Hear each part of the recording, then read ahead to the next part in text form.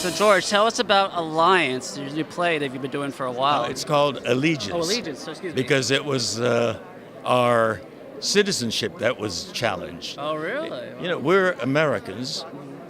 My mother was born in Sacramento. My father was a San Franciscan.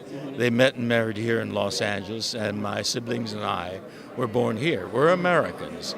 But after the bombing of Pearl Harbor, this country was swept up by war hysteria and racial prejudice.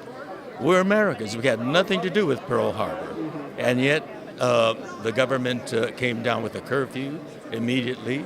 And then during the day when we went to the banks, we discovered that our bank accounts were frozen. What? We couldn't make our mortgage payments. Our homes were lost. And then on February 19th, President Franklin D. Roosevelt signed Executive Order 9066, which ordered all Japanese Americans on the West Coast to be summarily rounded up. Sick people, orphans, anybody with 1/16 Japanese blood, to be rounded up and put in 10 barbed wire prison camps in some of the most hellish places in this country. Can you imagine the desert of Arizona, the swamps of Arkansas, the cold windswept high plains of Wyoming, Idaho, Utah, Colorado, and there were 2 in California. And we were impoverished and imprisoned for the duration of the war. It is a part of American history that still today Yeah, I was gonna say, few people know about. And there's probably some similarities today with Donald Trump, probably.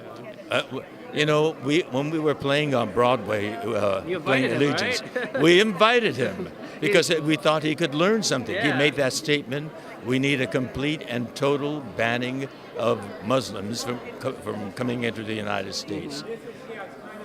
When I heard that, I knew he doesn't know American history. And so I sent him an invitation. I'd worked, I'd done his show. Yeah, well, I heard you on Howard Stern start talking about it.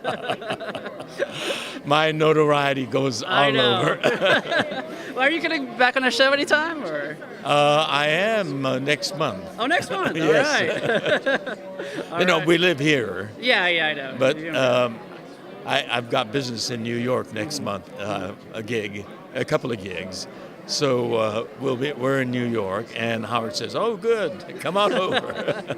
All right. Well, thank you so much. Pleasure to meet you. Good chatting Take with care. you.